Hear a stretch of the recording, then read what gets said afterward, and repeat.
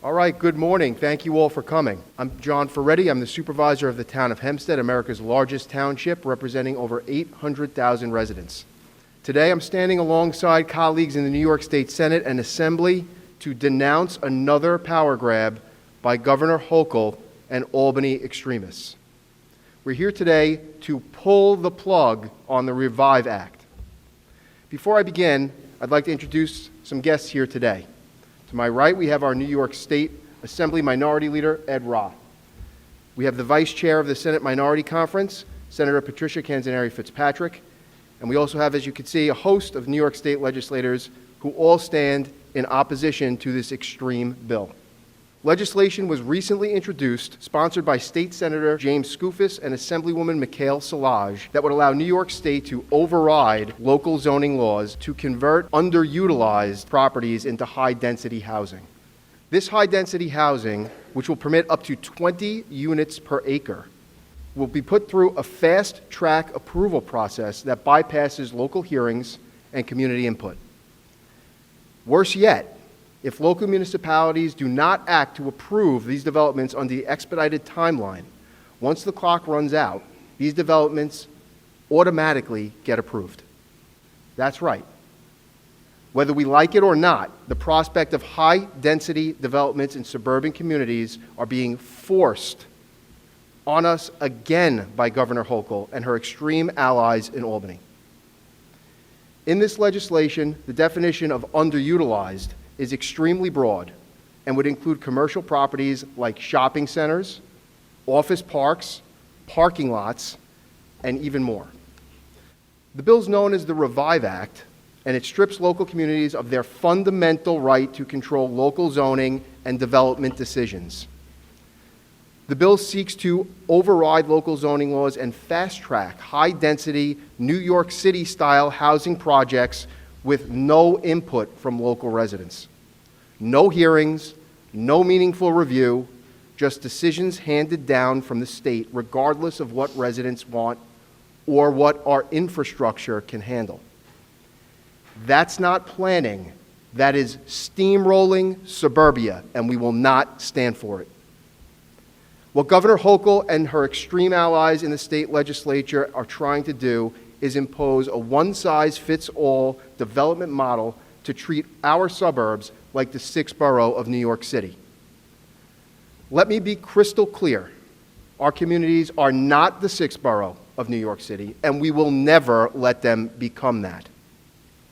This proposal strips away one of the most fundamental rights our communities have: the right to decide what gets built in our town. That power does not belong to bureaucrats sitting in Albany. It belongs to the people who live in these communities, who raise their families in these communities, and who have interests and invested their lives in the community. We know our neighborhoods. We understand our roads, our schools, our infrastructure, our emergency services, and our quality of life. Reckless, high-density development forced on us from extreme Albany lawmakers puts all of that at risk. In the town of Hempstead, we believe in something very simple. We believe in local control, not Hochul control. We will stand up for our residents. We will defend our communities, and we'll fight this proposal every step of the way. And that is why, with my colleagues here in the New York State Assembly and the New York State Senate, the Revive Act is dead on arrival, DOA. We will stand up for residents. We will defend our communities. We will fight this proposal. I'm grateful to be joined by incredible legislators here today who also stand against Governor Hochul's latest power grab, and they will join me in urging lawmakers to reject this bill dead on arrival. Now to say a few words, please welcome Assembly Minority Leader Ed Roth.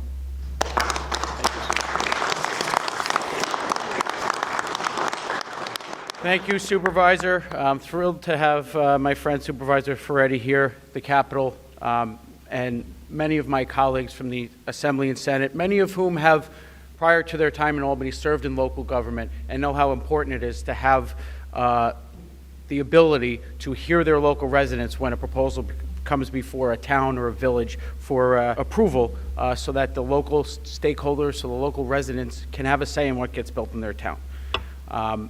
for the town of Hempstead and for hundreds of other localities around this state, we have seen this time and time again, whether it's been budget proposals for high-density housing, other housing plans. We just keep seeing new proposals that have one common theme, and that is an attempt to force feed an agenda onto everyday New Yorkers by circumventing our local laws, our local protocols, and our local voices. 3 years ago, it started with the accessory dwelling unit proposal. Albany was going to come in, renovate your neighborhood. Opposition to that from all over the state and on Long Island was fierce from our local governments and fell off the table. Then we had the budget proposal to force high-density housing around train stations. Again, local governments spoke out, and that proposal was defeated. We need to do the same thing with the Revive Act. If it became law, it would preempt local zoning and basically ignore public input to fast-track housing redevelopment. And the thing we have to remember, it's not just about being against any particular type of housing, but part of that process is how do we deal with emergency services? How do we deal with sewers? How do we deal with water supply? These proposals in the past have really pushed that conversation and the actual feasibility of these developments aside in the interest of just moving forward. So there are very legitimate concerns about these types of proposals. I think it's also important to keep in mind the growing hostility toward private property rights happening right down the road from us on Long Island, New York City. We've heard Mayor Mandami and one of his top housing officials express that seizing private property is the solution to our housing problems. So the Revive Act is bad enough, but with socialism right in our backyard and little resistance from Albany Democrats, we shouldn't be taking one step down the road of bypassing local authority and local input. So I want to thank Supervisor Ferretti for being here with us, and I want to pledge to him that we will continue to work with you to oppose this and other attempts to override your zoning authority so that you can do what's right for your residents and for the town of Hempstead. I want to turn it over to another colleague who has tremendous experience in local government and also serves as our ranking member on the local government committee here in the Assembly, Ari Brown. Thank you, Leader Ra. Thank you, Supervisor Ferretti. Before I begin, I just want to make mention, I don't want people to think that this is just a Long Island issue. This affects all suburban neighborhoods throughout the state. You know, home rule matters, local control matters, and every time Albany says there's a crisis, the answer somehow becomes taking power away from the communities that know their neighborhoods best. My colleagues on the other side of the aisle keep saying, New York has a housing crisis, and once again, the answer coming from Albany is always to override local judgment and impose one more top-down mandate on towns and villages that already understand their infrastructure far better than the people writing these bills. Assembly Bill 10632, the so-called Revive Act, says that if a commercial property is 50% vacant for 1 year, under Section 531, Albany can effectively force the path towards residential conversion. Yeah, that's 1 year. A shopping center loses an anchor tenant. An office building has leases expire. A landlord is refinancing. Renovations are underway. A tenant is being negotiated with. In the real world, 1 year vacancy happens all the time. But under this bill, one difficult year can suddenly become the trigger for permanently changing the future of that property. That means a community can spend decades building a business district, protecting its tax base, managing traffic, planning growth carefully, only for Albany to decide that one temporary downturn now justifies rewriting total local zoning. Then let's look at Section 532-4A. If a municipality does not complete review of a project, now listen to this, under 150 units in 60 days, the project is automatically approved. Automatically approved. I've been in the construction and development industry for over 5 decades, and as a former vice chair of the Town of Hempstead Industrial Development Agency, I was involved with virtually every single major project in the Town of Hempstead. That's the largest township in the country. I can tell you there is no serious engineer, planner, architect, or developer who believes that a project of that size can be responsibly reviewed in 60 days. There's steel, there's drainage, There's sewer capacity, utility demand, traffic flow, stormwater retention, emergency access. These are not details you rush because Albany wants an artificial deadline. Now, in my own village, we are reviewing right now a 100-unit project. We have full-time engineers. We've been working on this issue for 6 months because responsible review requires time. And there's section 532.3. Says that no more than 1 parking space per unit dwelling. Now, that may sound fine for someone, who's doing legislation in urban neighborhoods, but in suburban communities, it is detached from reality. Families have more than 1 car. Adult children often still live at home. Thank God. Mine don't, but I love them, but they're out of the house. Visitors come. Streets are not designed to absorb endless overflow parking. Then comes one of the most revealing lines in this bill. Section 532.4D, rather. It says, design review hearings may happen, but they're still not binding. That means residents can come speak, boards can review, architects can object, local officials can hold public hearings, but in the end, none of it matters. That is not meaningful review. That is process without authority. Look, we're not New York City, and suburban communities should not be forced to live under city-centric policies written for conditions that do not reflect the suburban and Long Island the way we function. We value our suburban way of life. We value thoughtful planning. We value communities where parking design, infrastructure, and neighborhood character still matter. What may satisfy the far left urban politics should not be allowed to interfere with communities that deliberately built a very different way of life. Thank you for bringing us together.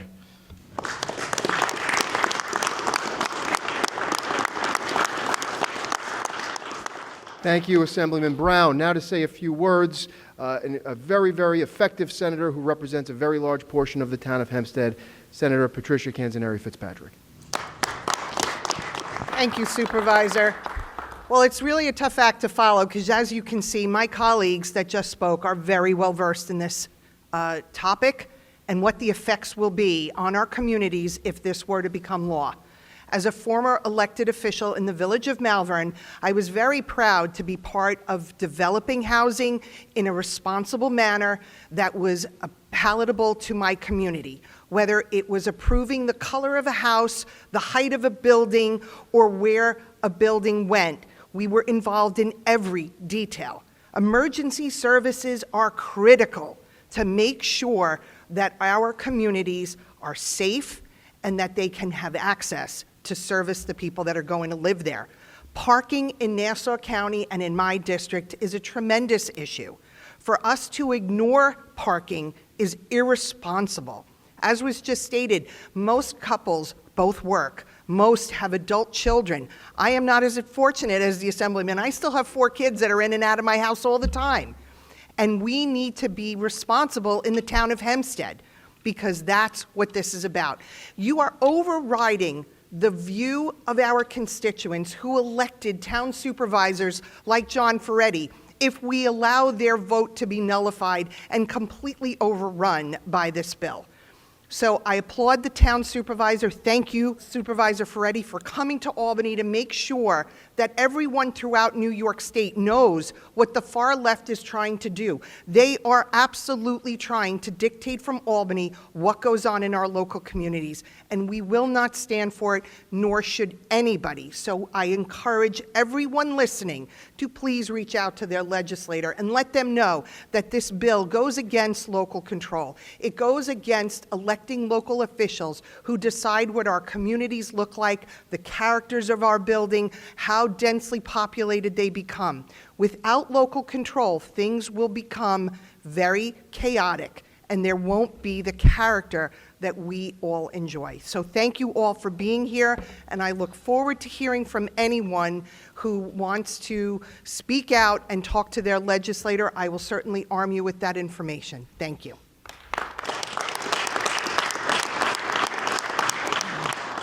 Well, thank you, Senator Canzoneri-Fitzpatrick, and to all of the representatives here today joining in this fight against Hochul control. We will always stand for local control. The town of Hempstead is home to America's first suburb. We are a suburban community. We love our way of life. We love New York City, but we don't want to live there. And we will fight every single step of the way to make sure that the town of Hempstead and all suburbs in New York State remain suburbs and not the sixth borough of New York City. Thank you very much.